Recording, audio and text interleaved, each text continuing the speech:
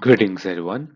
My name is KS Deepak and I welcome you all in the Shield IS episode of the Hindus News Analysis. तो चलिए देखते हैं कि कौन से articles are we discussing today. So the first article is on the issue of United Nation reform. So यहाँ पर बात करेंगे United Nations के aspects के बारे में, उनके reforms के बारे में and क्या-क्या challenges हैं इन reforms को activate करने के लिए. That also we'll be seeing in our first article. The second article is on the aspect of Finance Commission, a very important body in Indian polity.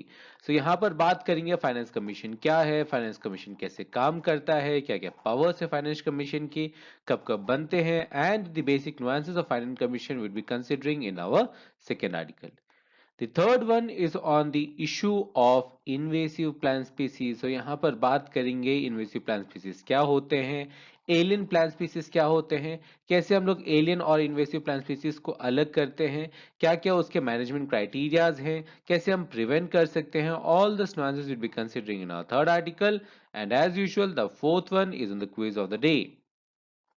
So let's start with the first one, that is on the aspect of United Nation reforms. अब ये जो United Nation का reforms है that has been going on for a quite a long time, even for decades, और इसीलिए ही it has been a very kind of an traditional bookish example, and that is why we have already cover this topic in great details in our 13 December video, जहां पर first of all हमने discuss किया था कि United Nations के कितने organs हैं, जहां पर general assembly, secretary council, secretariat, ICJ, UNESCO, all this organs के बारे में we discuss. Then we also went into the deeper aspects of secretary council. क्यों सेक्रेटरी काउंसिल को कंसिडर कर रहे हैं, क्यों सेक्रेटरी काउंसिल इंपॉर्टेंट है, कैसे सेक्रेटरी काउंसिल में डिसीजन लिया जाता है, क्या होता है veto, and we have also discuss कि क्या क्या जरूरतें हैं यूनाइटेड नेशन सिक्योरिटी काउंसिल को रिफॉर्म करने की, and also our aspect of permanent membership for India in the United Nations Security Council has been discussed in our 13 December video. So please refer to it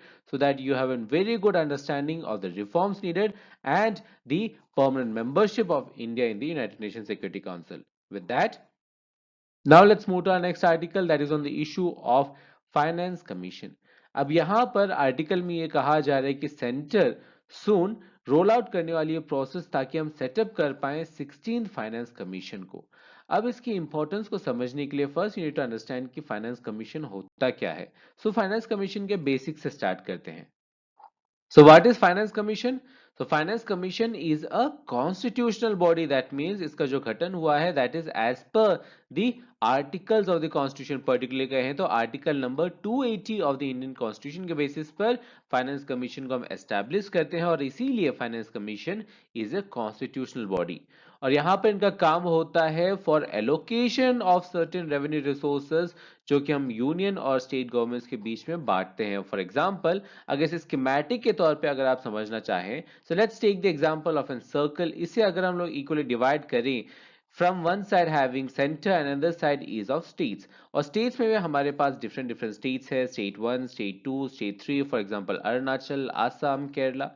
अब कैसे centre और state के बीच में finances को distribute करें, at the same time कैसे एक स्टेट और दूसरे स्टेट के बीच में फाइनेंसेस को डिस्ट्रीब्यूट करें, that is also done by the finance commission of India. अब बात करते हैं इस आर्टिकल के बारे में, that is the article number 280.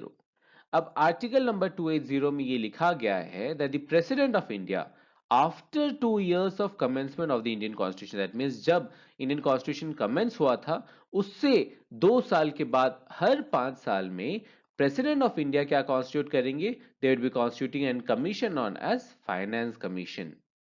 और ये कमीशन का ड्यूटी रहेगा कि वो रिकमेंडेशंस दे टू द प्रेसिडेंट. किसके ऊपर रिकमेंडेशंस दे?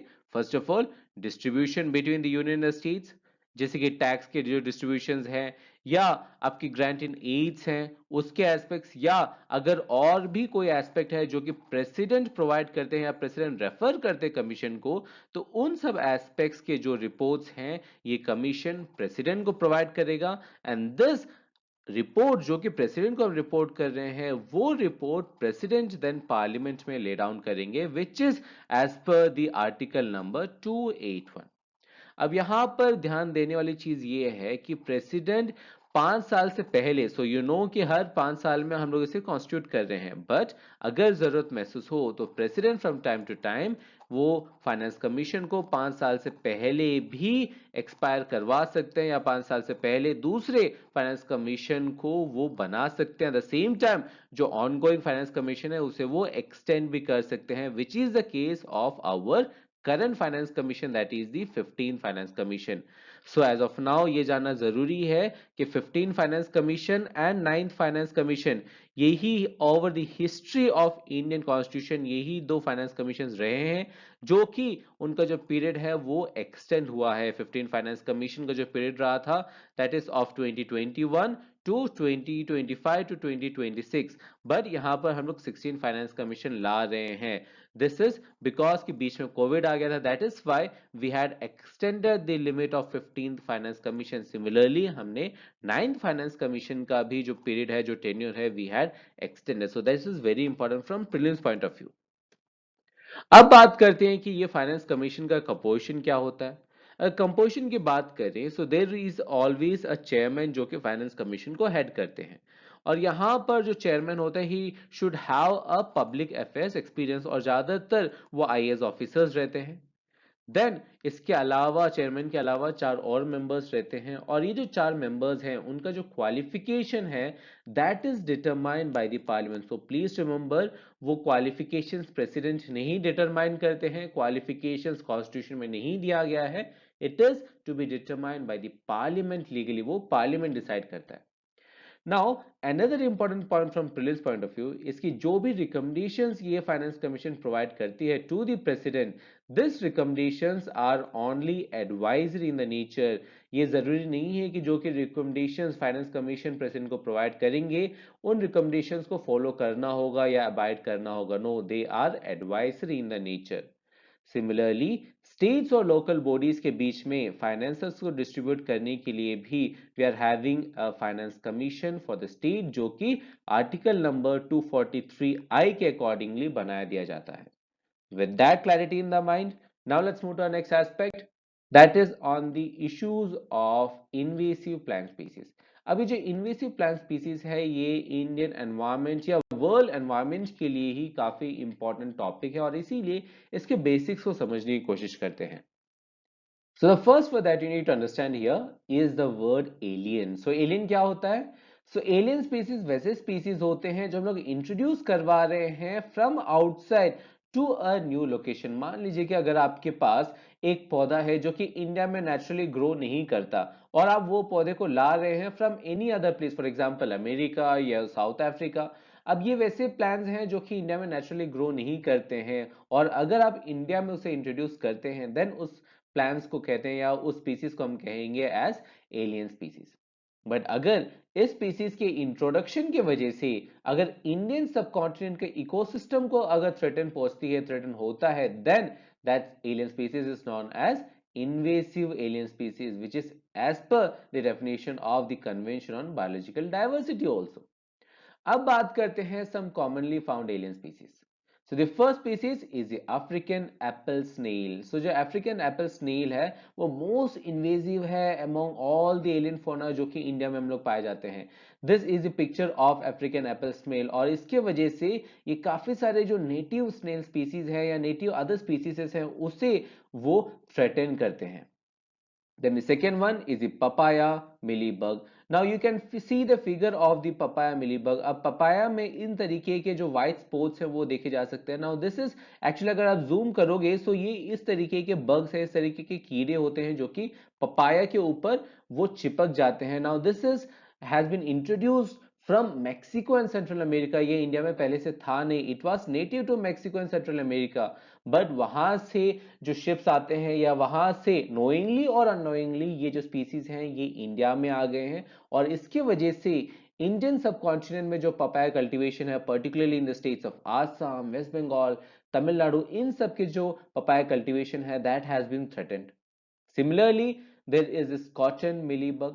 अब कॉटन मिलीबग भी पपाया मिलीबग जैसा सिमिलर होता है। These are small types of bugs जो कि कॉटन के जो फ्रूट्स हैं उसके ऊपर वो चिपक जाते हैं और उसके वजह से जो कॉटन है उसकी जो कल्टीवेशन है उसकी जो प्रोडक्टिविटी है वो कम करते हैं और इसके वजह से it has affected the cotton cultivation in the Deccan प्लेटू itself.